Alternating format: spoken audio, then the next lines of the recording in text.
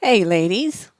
Here we are with part 3 of the Sunday sermon series on how to choose a great guy by asking him what's in it for me before you decide to commit to him, be, one on one with him, have his children, marry him, any of those kinds of things. This is something that you should be very, very clear on because there's too many women giving themselves and everything that they have to a guy in a situation where they're not getting back what they need, or worse yet, they're being harmed emotionally or psychologically and sometimes physically as well.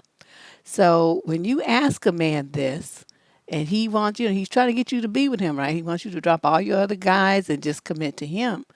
But you ask him, well, what's in it for me in that situation? Why would I be with you? How are you going to make my life better? He needs to have some answers, and those answers need to be able to be explained in great detail and to be very specific.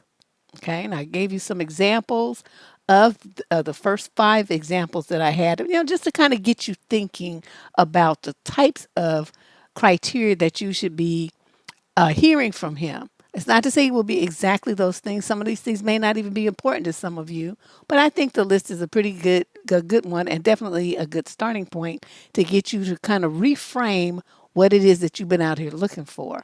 Because everybody wants a guy who looks good and he's makes money and he's tall and he's got a nice body and all that kind of stuff. But that's not what's going to make you happy long term in a relationship. Those are just what I call social things. Where other people look at your partner and say, "Oh, he got it going on. Look at his car. Look at how tall he is. Oh, he looks nice. He's makes good. He got a good job." Okay, those are things that you make a social impression on with somebody. But what happens when it's just the two of you behind closed doors? How do you actually feel with this man? What do you? How does he think about you? What do you two do together? How is the relationship unfolding in a way that is rewarding, enriching, and that brings happiness to your life? These are what's missing in a lot of the relationships, obviously, because they're writing to an advice columnist trying to figure out what went wrong.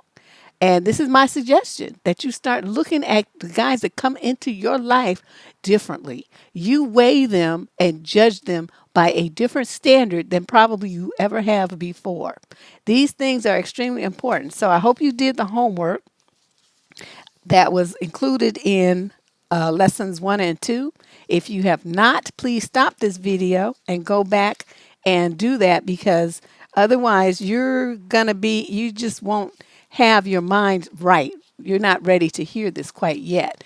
Those of you who have done the homework, start thinking about what you wrote down as I conclude this list. I think I just put 10. It's just a matter of giving you something to think about.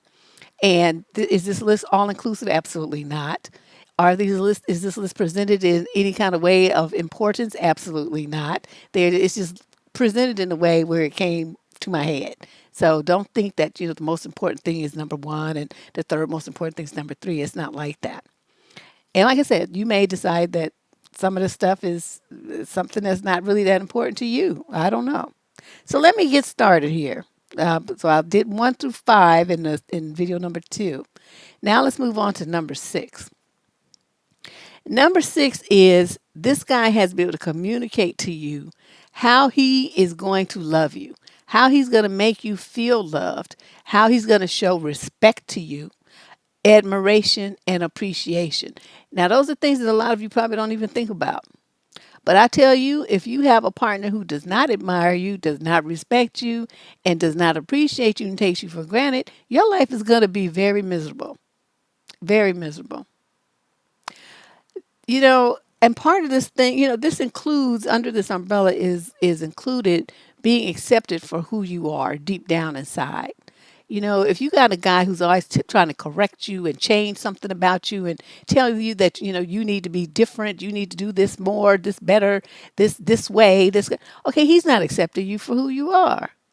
He wants you to be somebody different. Change your hair, buy some booze, get a butt augmentation, all this kind of stuff.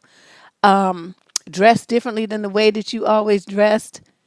Do your hair differently.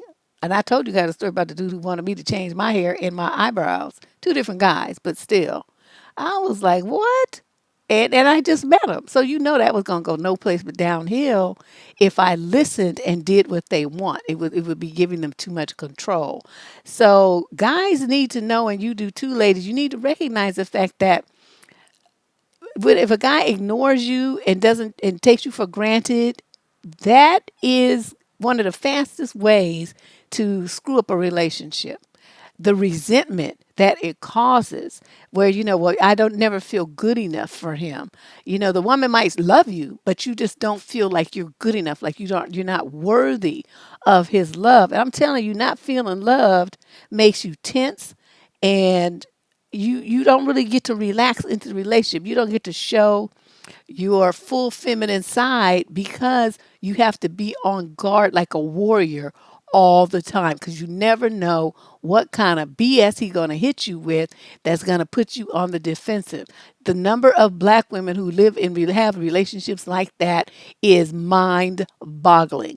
And that I don't think many of them really even understand what's going on. You want a man that's going to be affectionate with you, and to think that you're wonderful, and to really love you and to pay attention to you and to, fulfill your needs and your wishes and be sweet and kind to you. That's how that's how he should be showing you that he loves you and respects you. And he should be putting down your opinions and your job choices and your hobbies and your interests, your friends, your family, how you think, nothing. None of those kind of criticisms should be coming out of his mouth, because if they are, then that means he's not appreciating you, respecting you, or admiring you for who and what you are. He's trying to control and change you. Understand what those behaviors mean. You know, also, appreciation.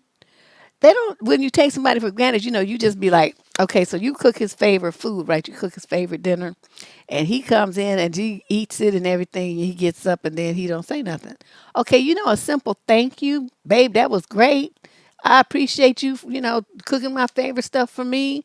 This kind of thing. Just say something that's positive and that makes her, that recognizes the effort that she put forth for you.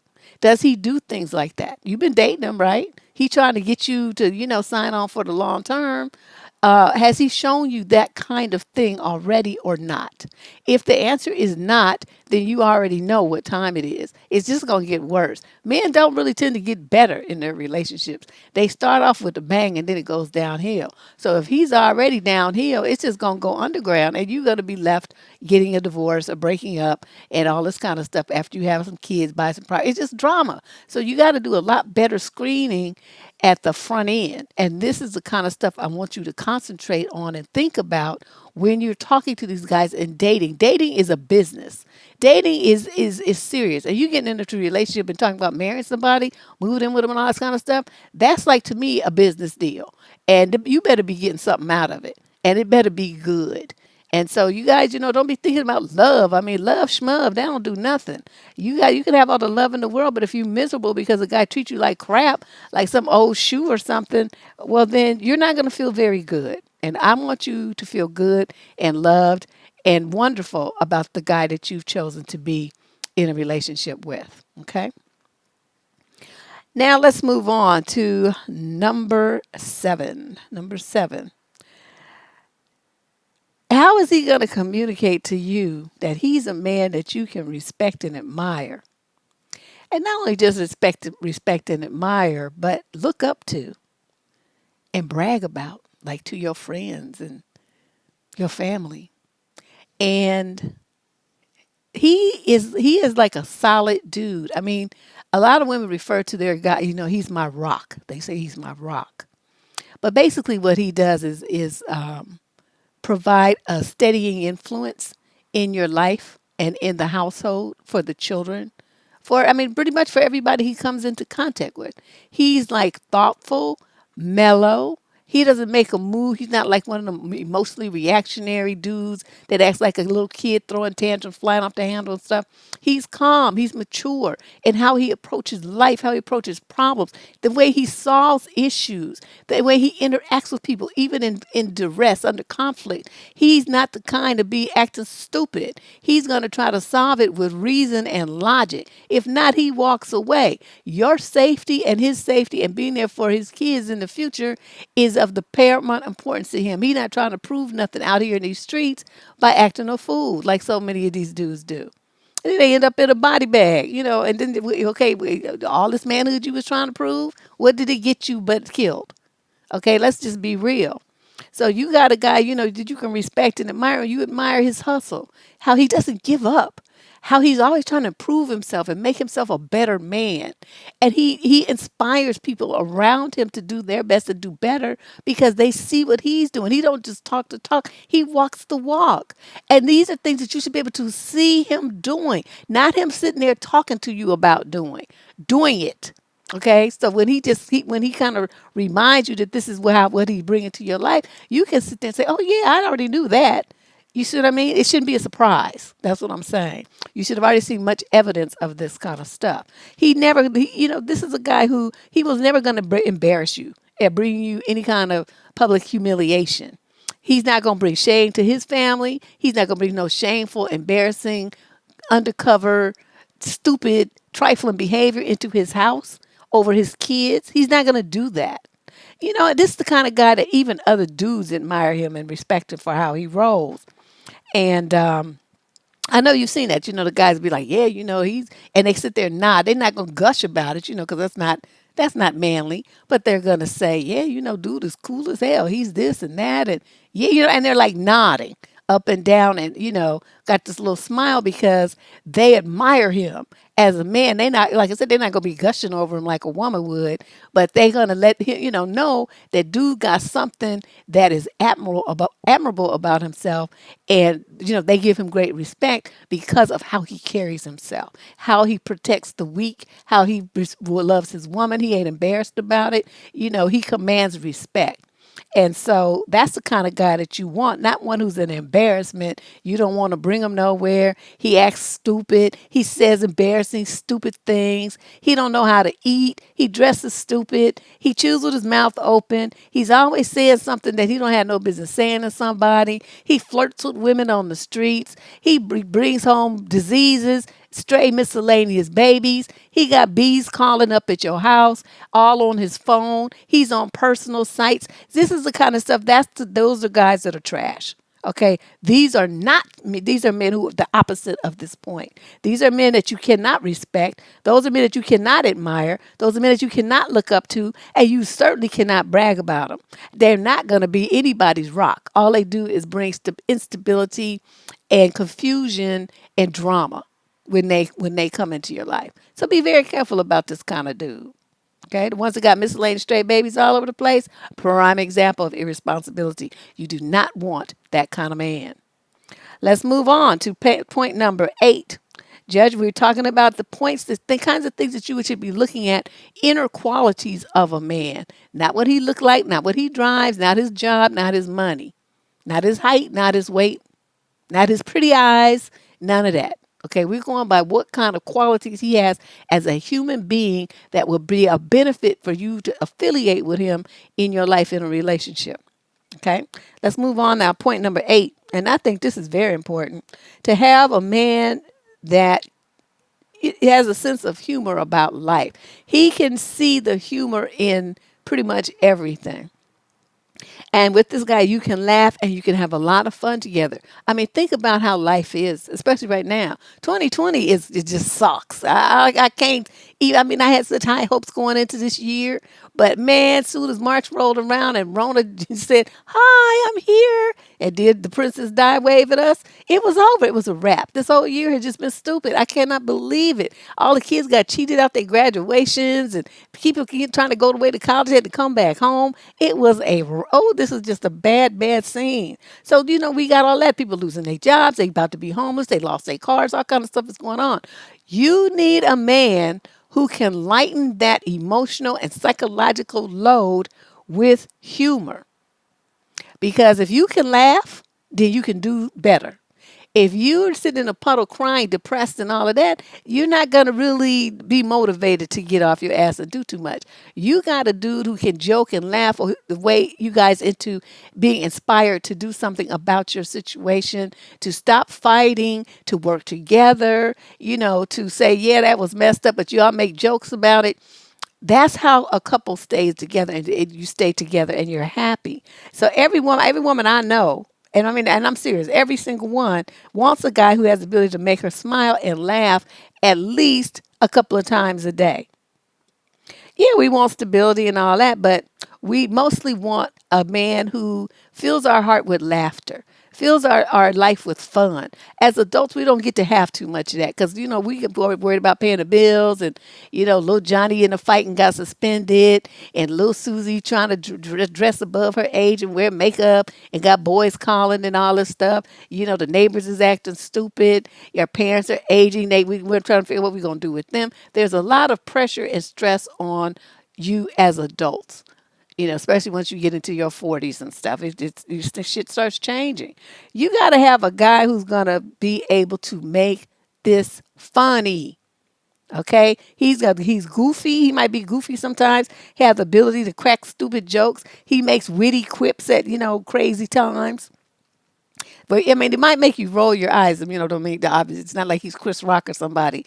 It might make you just roll your eyes, but you still smile because it's like, God, he's stupid. But then you laugh because he's so stupid. Or you tell him, be sure you keep your day job because you, as a comedian, you would be bombing. Okay, but then you guys laughing. You get what I mean? That's very important when those kind of tense moments. Those really, to me, are the best kind of partnerships because as we get older, like I said, more and more drama comes into our lives as adults. And you got to have somebody who's going to be by your side, who's going to be able to hold your hand and say, babe, let's just laugh about this shit because there's no point in crying. And y'all sit down and giggle. You watch fake crazy shows together, you have a similar sense of humor. That makes stuff so much better. So much better. All right, now let's move on to point number 9. This is when it gets real.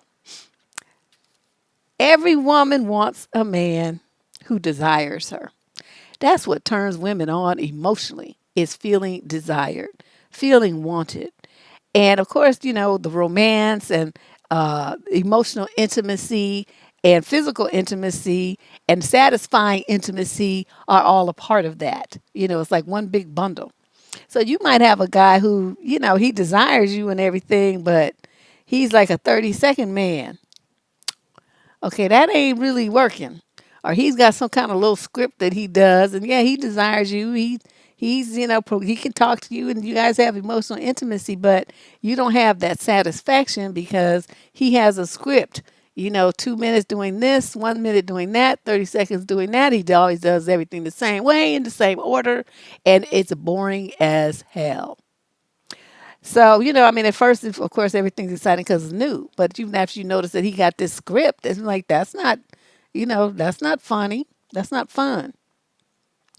So I think, a lot of times some men, and I've seen some memes like this that we put in DNN, they don't realize how important sexual pleasure and satisfaction is to women.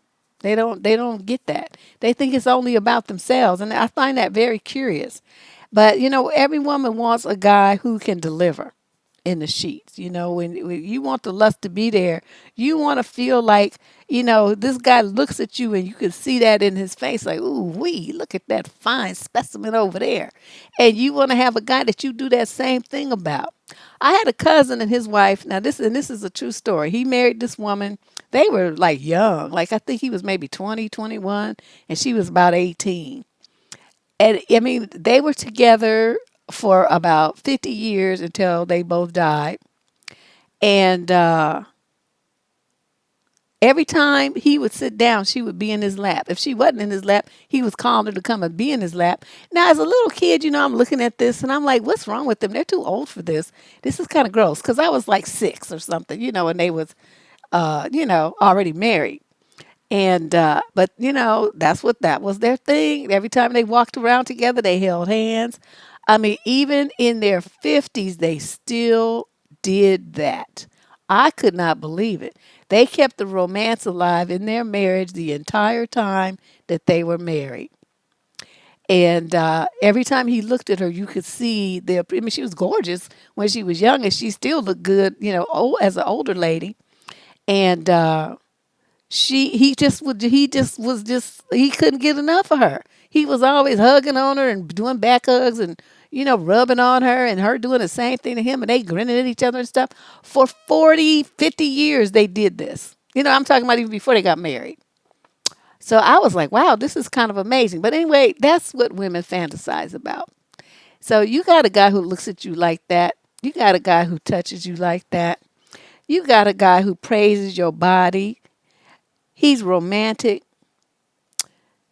You got that kind of stuff. He be putting it down in the bedroom. That keeps the spark alive in a marriage, and it really does help both parties feel good about being there. I think another aspect of romance is, men always want to put it on women. Well, you need to keep it exciting. You need to do this. No, no, no, no, no, no, no, no. What you doing? I mean, it's nice. I mean, flowers and candy and stuff are good. I mean, that's everybody likes flowers, I guess. But how many times do you just walk up to her and look into her eyes and tell her I love you and give her one of them like toe curling kisses just for no reason? How many times do dudes do that?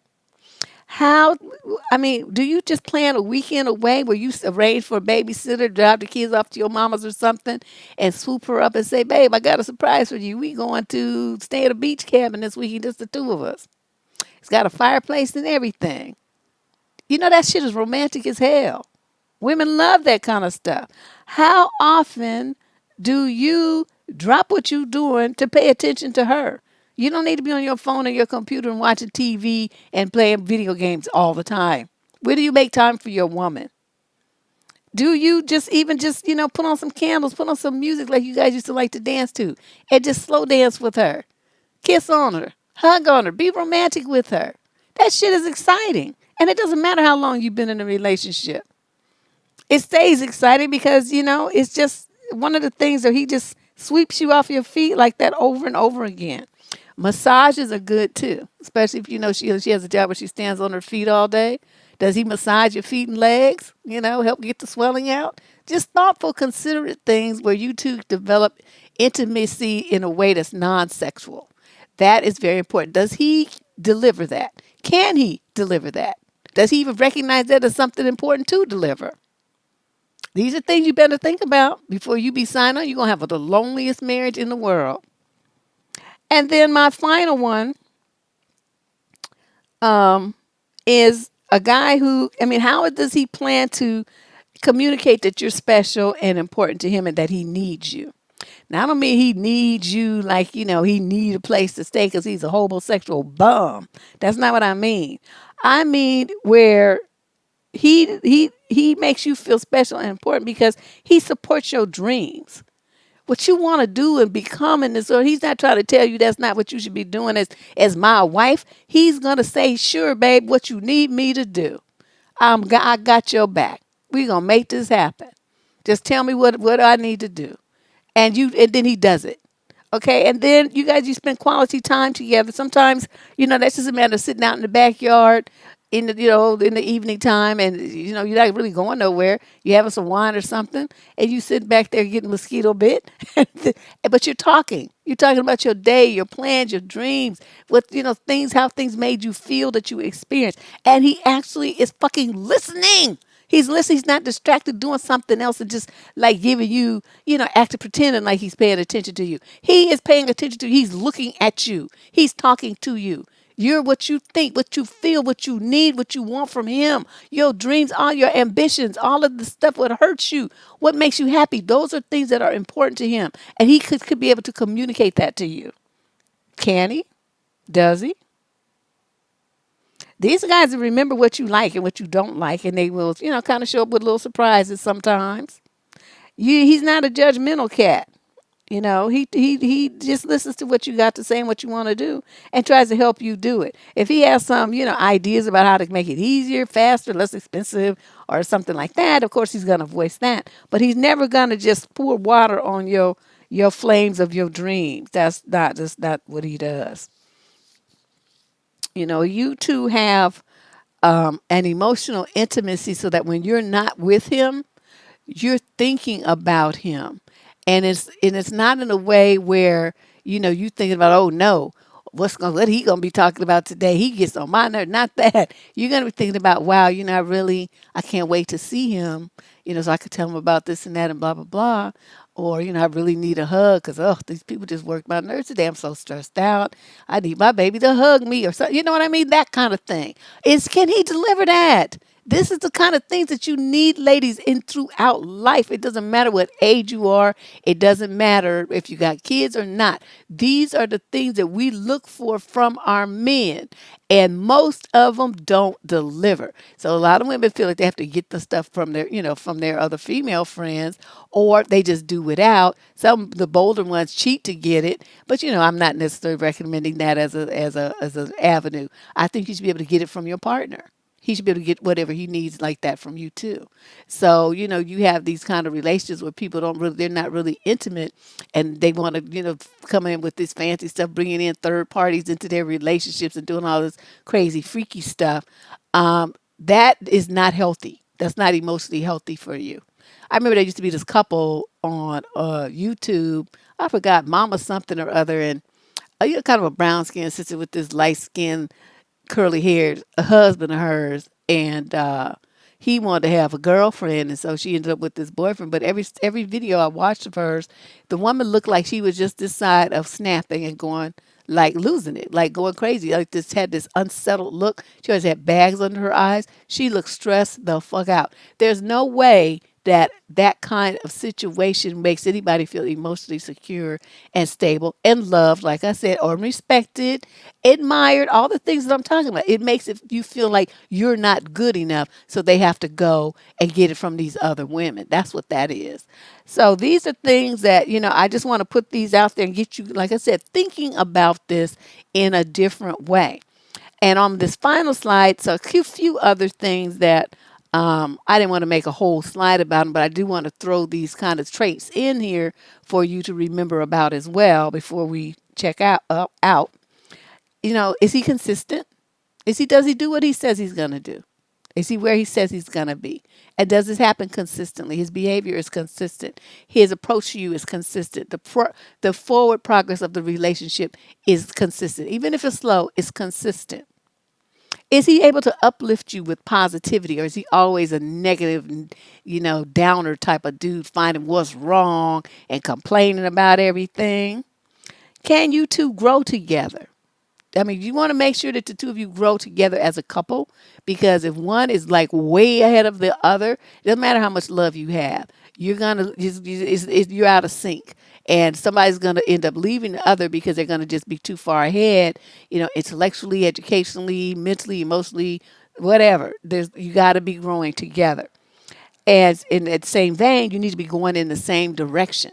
Have similar dreams, morals, values, that kind of thing, so that you two are on the same page and in the same book. There's people, they might be on a similar page, they in different books, and then people be like, "What in the world were y'all thinking? This is never going to work." But but I love him though. And you want a feeling of feeling connected to your partner, so that's where the intimacy comes in. If you just have a person that you come in and you sit grunt at each other and you eat, he slams the food down and jumps up and grunts, something, and then he goes in the living room and watches TV, and you deal with the kids. So you guys are like two planets circling each other, but you don't really connect in any kind of way. There's no real conversation anymore, or maybe there wasn't ever. You're going to be in a very lonely relationship. That is a heartbreaking situation to see. There's just nothing there for them as a couple. A lot of times these people are on their way out of the relationship, but they just hanging on because, for kids or whatever reason they have. But, do you really want to do that to yourself? I mean, seriously? And then you want a guy who can exhibit patience and kindness, especially as a dad. Little kids will get on your nerves. But, if he doesn't can't even exhibit it to you, then he won't be able to exhibit it to children, and they'll be terrified of their father, and they won't really ever be able to be close to him. That's not the kind of relationship you want. There's some videos of little girls. I don't know why they always make little girls, and they be arguing with their daddies about, one little girl was arguing about numbers and counting or something. And sometimes they're just babies. They can't even speak yet, not real words, but they be basically, you could tell they in baby language, they like cussing their daddy out to tell him about himself. It's too funny. But those are children who have that kind of relationship with their father. They're not afraid of him. And that's very important. They're not, they have that kind of closeness where the kids can express themselves without feeling afraid, and that's very important. That's what, especially these days, you need a man who can foster that kind of environment in the home, make his woman feel secure and safe, and make his children feel secure and safe, so that everybody that he's that's under him, under his protective wing in the household, knows they can come to him if they have a problem, and he's going to be there for them. This is very important. So these are the kind of things that I want you to give some thought to. You may, like I said, may have something different on your list. You may have vastly, a lot more things that you want to put on your list. That's fine.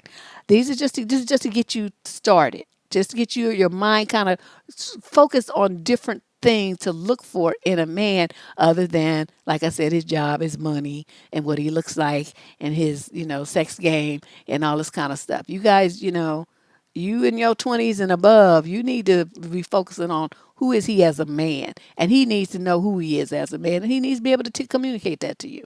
Okay, so in essence, take a look at all the 3 videos in this series, and start rethinking, what you're going to be looking for. Be honest with yourself. I think that's the hardest thing for most women. Be honest with yourself about what it is that you really, really need. You have to think about what's going to make you happy. And then you have to get with a guy who's going to fulfill your true needs, not the needs that society tells you that you should be looking for, or that your family tells you that you should be looking for, or that your friends think you should be looking for. Don't worry about them. You worry about what's going to make you happy, and have the courage to stand up for yourself, to say what it is that you want, and to find a man who's going to meet those needs. Don't settle. Don't settle for anything less. You'll be miserable. And I don't want that for you. Okay? Love you guys. Take care. I'll be back real soon. This is Deb Cooper from survivingdating.com. I'll be back in a day or two with another video. Bye-bye.